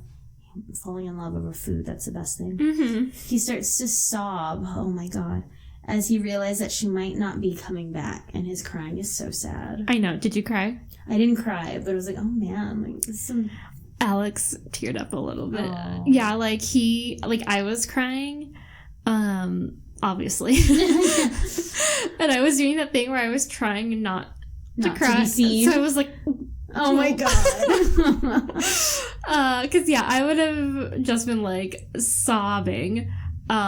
See, I cry, like, over, like, things that you made. I don't know. Like, I started to cry at the end of Veep when I didn't realize it was the last episode. And, like, everything was just, like, being tied up with a ribbon, and it was, like, final, and I was starting to realize, I was like... This is it. This is it. I haven't finished Veep. It's so good. Okay. Oh my god. The last episode, you will definitely cry. Okay, I'm sure. But I had no warning. I couldn't, like, tell myself, like, this is the last one. Be ready. So it just kind of happened. And at the end, I was just, like, tearing up. And I was telling Andrew, like, I just don't want it to end. Yeah. It's so good. I wonder if you'll cry at the last episode of Hotel de Luna. Maybe. I don't know. We'll see. I don't know. But yeah, he was like, Alex was basically saying, I feel like I understand him. Because he was like, that's how I would be if you left and never came back. Just tell him to wait for you. I'm going to go to CVS real quick. And you just never come back. Yeah, but like, again, he's such a good actor. That like was very I felt like it was very like that's genuine. How a person would cry if it just like hit them, because he had been trying to keep it together and believe her, but and working at the hotel and making sure everything was together. My heart.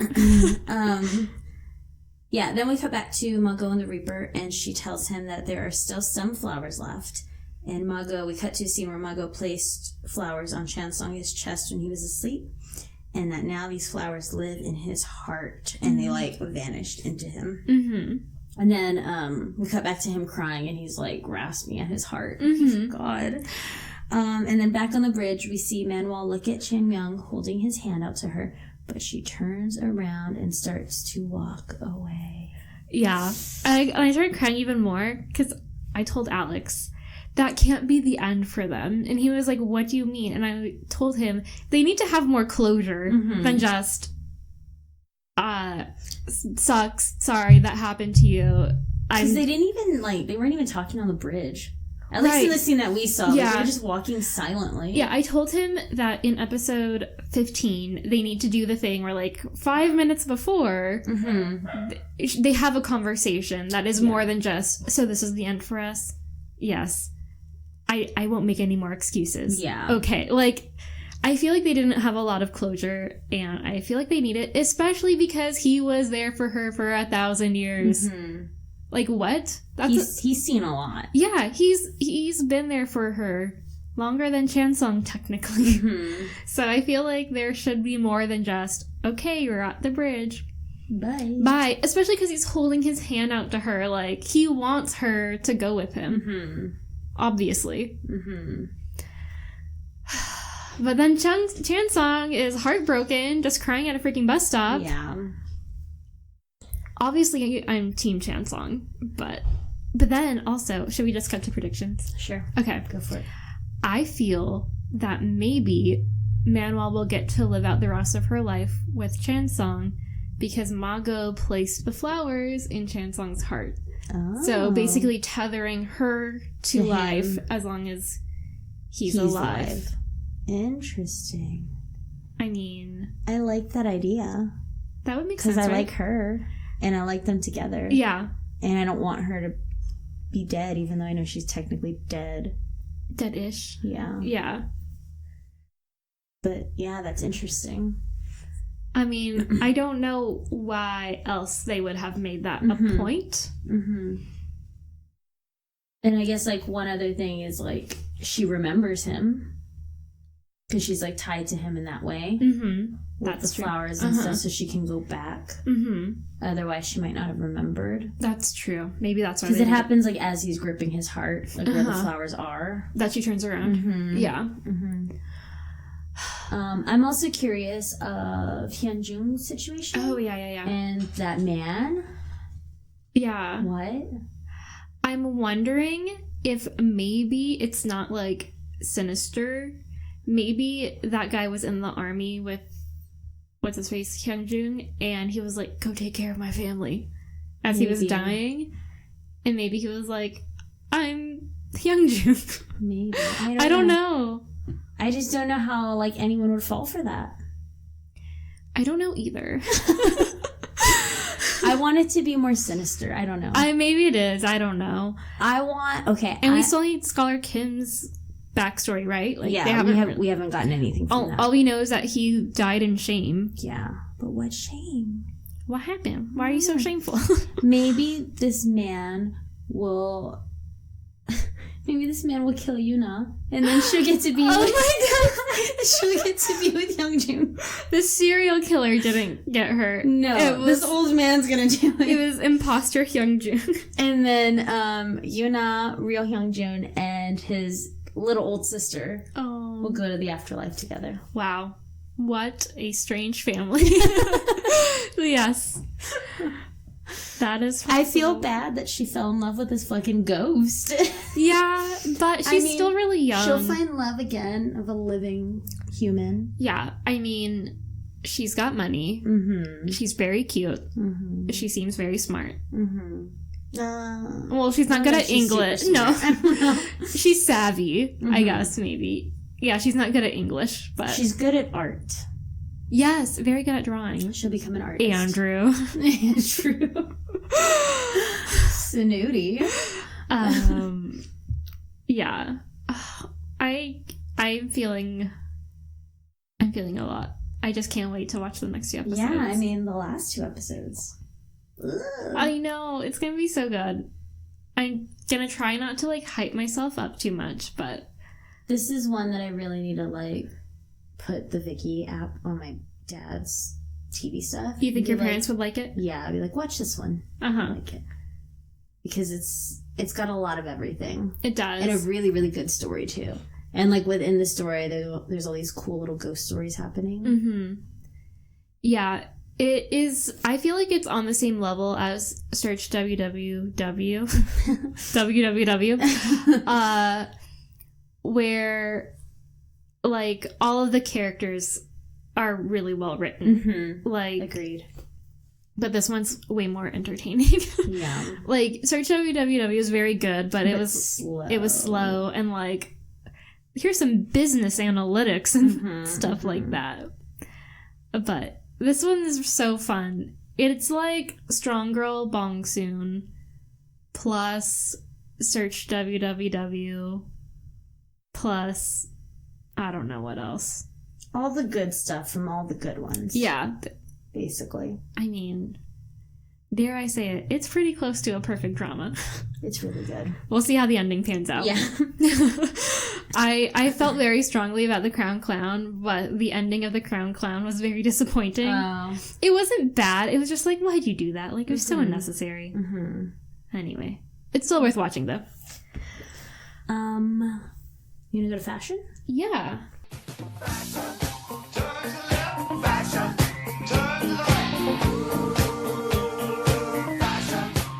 Yes, God! Fashion. I had just really one look that I thought about and I was like, oh, that's a nice look. And it's her last look, the gray suit. Oh, yeah. And I really just liked the little belting that she had. I liked the material it was made out of and just like, it was pretty thick. Uh-huh. It was a nice I didn't notice the belt. I noticed her hat. I liked the hat. I was thinking, like, I wonder what Chung Myung thinks of her. Because she was, like, a little scrappy, scruffy rebel girl who's now, like, super, like, fashionable and, like, not prissy, but what's the word? Like, demanding, high maintenance. Which I think... Changing her nail color. Yeah. For all her wigs and hats and stuff. I just think it's funny that, like, yeah, she gets dressed up in her little suit and hat to take him to the bridge. I really liked her, like, thick headband. And I know those have been, like, popping up. And they've been trendy. And some people don't pull them off very well, I don't think. I think sometimes they read a little, like, Renaissance fair. Not that that's a bad thing. If you're at... Yeah. If you're at the Renaissance.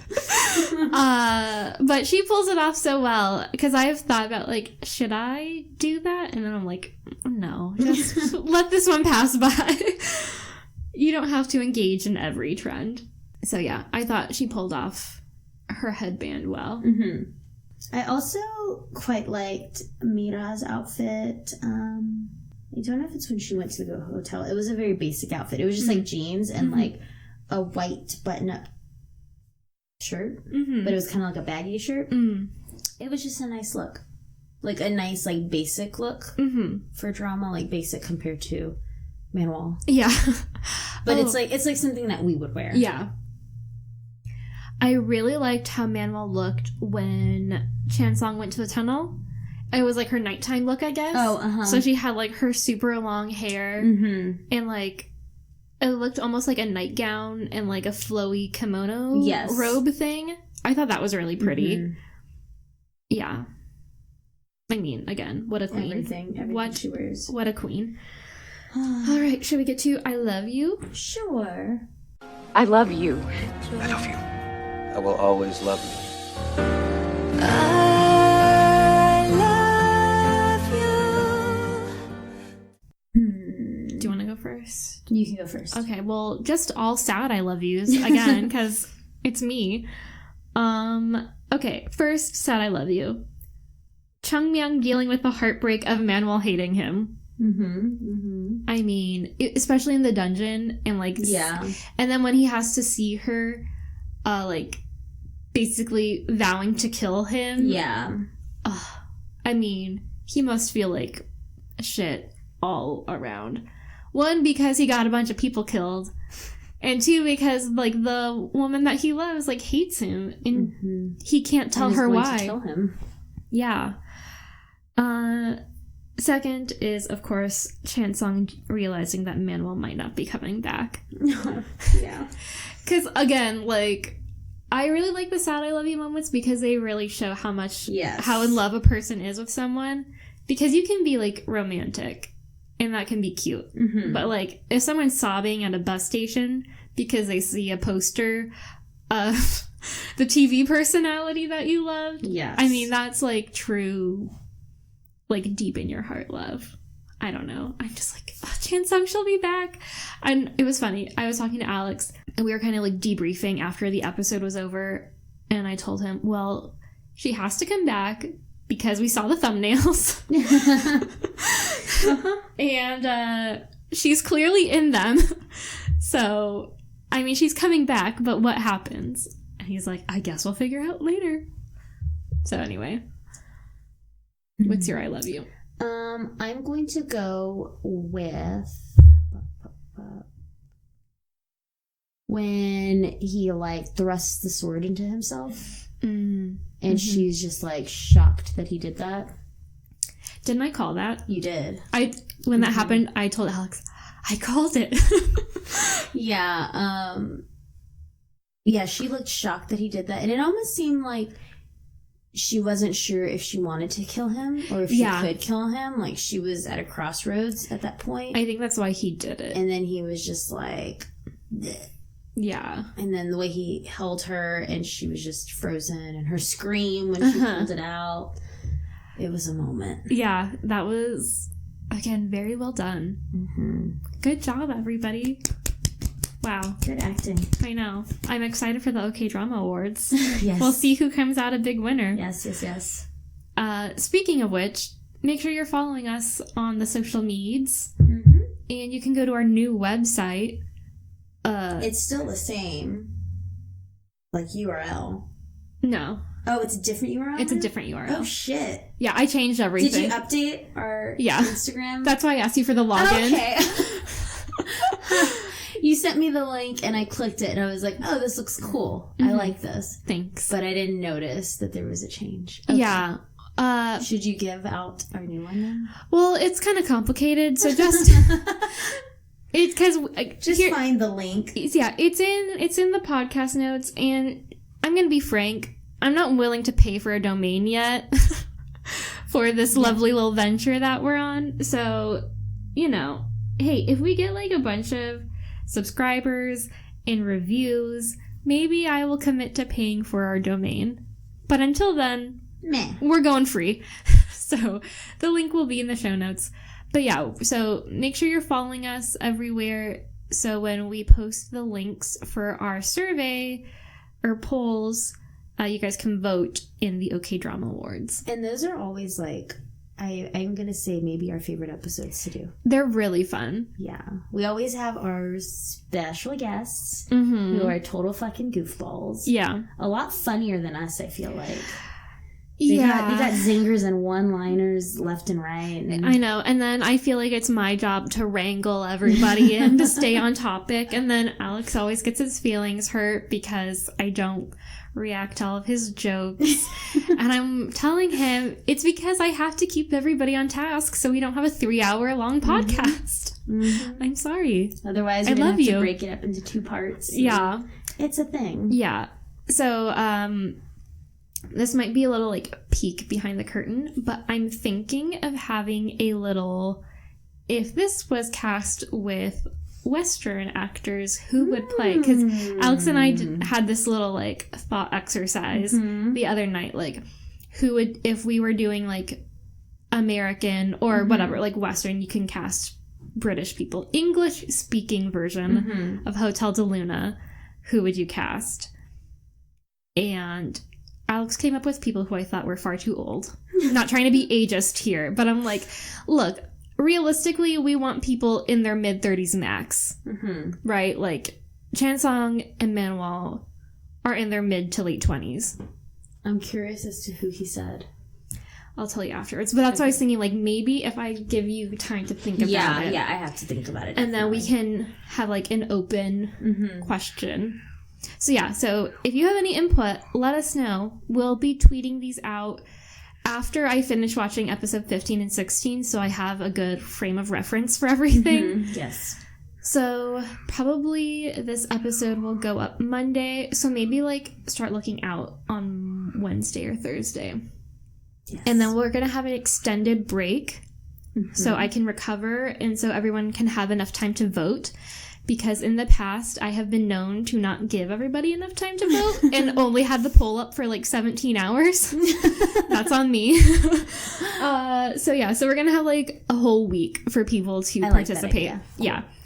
And there will be a special episode in between. Mm-hmm. So yeah, we're at OK Drama Pod on Twitter, at OK Drama Podcast, and we can have the link in our bio for our website and the Google poll. Yes. And we will share that to Facebook as well. So yeah, please participate. We really like hearing the listener results, because sometimes they're like way different than what we're discussing, how we feel. And then I do, as David says, like a rigged thing, and I override. I'm like, okay, well, the 7 people voted for this person, but we're giving the OK Drama. We'll try to be more fair this time. Yeah, so since we're gonna have more people, since we're gonna have more time, I'm expecting more votes. So you better vote. Please vote. Let us know. Your vote matters. It does matter. It will not be rigged this time. Yeah, it matters in voting for the OK Drama Awards. It matters in your local elections. In life. So yeah, make sure if you are given the opportunity to vote, make your voice heard. Mm-hmm. You are important. Or don't complain. But I encourage civic participation. So, what else? I still want fanfic, but that's it. Yeah. Okay, drama podcast at gmail.com. Yeah. Email us. Email us whatever you want. Not spam, though. Not creepy pictures. No. We want decent fanfic. Mm-hmm. I don't want funny fanfic. I like funny fanfic. Yeah, it doesn't dumb fanfic. It doesn't need to be too graphic. Things like Yuna's gonna get murdered by the old man, and then she's shit like that. Or like, unless I'm right on that theory, I don't know. Unless it's not fan fiction, and that's what the writers actually wrote. So email us corrections, questions, whatever you feel. Again, don't be creepy and don't try to sell us stuff. Also, unless it's really cute. Yeah. Also, for your mom's sake, Kaitlin, are you a witch now? No, Mom, I am not a witch. So if you listened a couple of episodes ago, we were talking about the palm reading, and in that episode, I jokingly said I was going to become a witch, and then my mom sent me a text, my sweet, darling mother. Maybe we'll post it on Instagram or something. That just said, please don't become a witch. And then she put like the little like X out emoji and the witch emoji. And I said, I promise I won't. So for the record, I have not turned into a witch.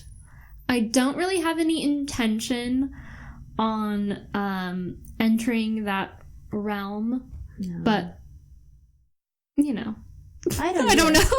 They have cool outfits though. Witchy people have cool outfits. I mean, so I'll say that. Stage witch? The stage witch would be cool, yeah. Is that our subgroup band name? Me and you? Yeah, sure. And I'm sure Alex and Andrew will have like a cover band of some sort. Yeah.